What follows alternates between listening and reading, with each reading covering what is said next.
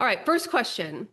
How can articulating my calling help me in my wealth building journey? Hilary, I've spent the last few years building financial stability, finally got out of debt, started investing, and even hit my income goals. Go girl. But something still feels off. I've been so focused on checking boxes that I haven't stopped to ask why I'm doing any of it. How do I figure out what I'm really working toward? And can that actually help me build wealth in a more meaningful way? Well, we are starting deep here on Ask Hilary, aren't we? Yes, as we go around in life, as time passes, we tend to pick up jobs, partners, kids, sometimes divorces, houses, experiences, obligations, right? And then we forget to stop and think about them. In reality, we forget to do a life review and give ourselves permission to release those that no longer suit us or fulfill on our calling. The question really is, why are you on the planet? What is it that most inspires you? What is it that you love doing most? What is your calling? What is your raison d'etre? For those of you listening who actually speak French, I will never say that, right? And I just apologize from the bottom of my heart. It's just the way that it is. But we all know what I'm talking about. It is, of course, important to know what your calling is. Mine is people are free. And as I look over the course of my life, I can see many ways when I took serious forks in the road that deviated from the path more traveled and that have allowed me to build a life that I love. And of course, I'm always doing life reviews to see what I can release. For the most part, what I'm really good about releasing is physical stuff. I'm like in my house, I'm known as the woman who throws things out and gives them to charity. Whenever my daughter can't find anything, she and my husband look at each other and say, maybe mama threw it out. So that's just an example of how I remain free of encumbrances. And I just want to thank you for writing this question. Wealth can be about accumulation. And I think if you're to watch The Wolf of Wall Street, there's sort of traditional, like male egoic movies that tap into the zeitgeist that was, you'll see that more money is always better and money is about power. And, a lot of women just don't experience it that way. And that's not what we're up for. It's not, I don't desire more power in my life personally. And I'm guessing if you're listening, that's not in your top three. You have the opportunity to really live an aligned life. And of course, giving yourself permission to do that is synonymous with giving yourself permission to create boundaries, saying no to things. Let me just give you an example. In my life, I have decided and I have mass marketed the idea that I don't attend graduation ceremonies.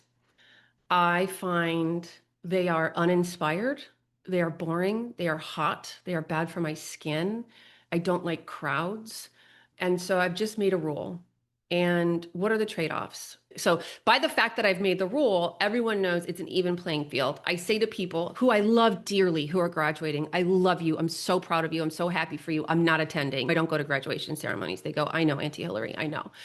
The trade-offs are they might be offended. They might be hurt. I might miss a great speech, right? We've all heard massively inspiring graduation speeches, commencement speeches. By the way, I hope you're parlaying this answer into whatever the thing in your life that is the graduation speech, you parlay this into whatever you need to release, right? But so again, I'm just admitting there are trade-offs. Anytime you put a boundary in place, there are trade-offs. The big one usually is that somebody might be offended, right? You might have to quit a job. You might have to get divorced. You might have to rearrange your custody agreement.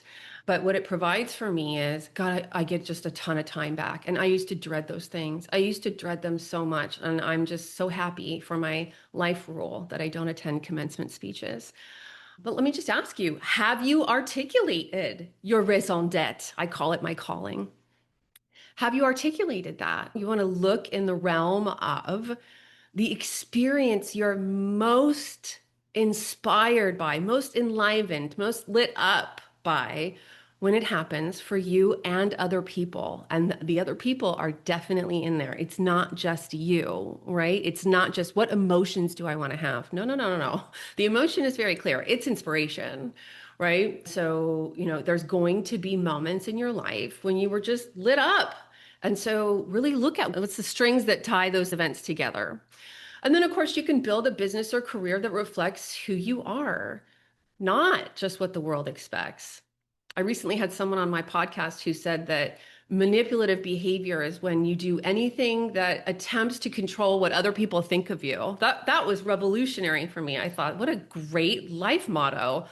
And if you abide by that, if you really take that to heart, you have the opportunity to just live the life you love living, hang out with people that resonate with you and with whom you resonate, and let the rest go. So, from my own experience, knowing my calling has shaped my business, my peace of mind, how I mother, how I plan my free time, right? It's kind of everything. I mean, the best way to make sure that you aren't filling your life with encumbrances, obligations, is to give yourself permission to release things, whole categories of things, right? I have decided I'm not going to learn to play pickleball. I'm just not. I don't have the time. I don't want to make the time right now. And I know myself, I'm competitive. How I would take that on is I would go spend an hour on the court every morning for 3 months and I would be obsessed. And I'm just not going to carve that into my schedule right now. There's pickleball for you. There's commencement speeches for you, right? The things I'm saying, you have these examples in your own life.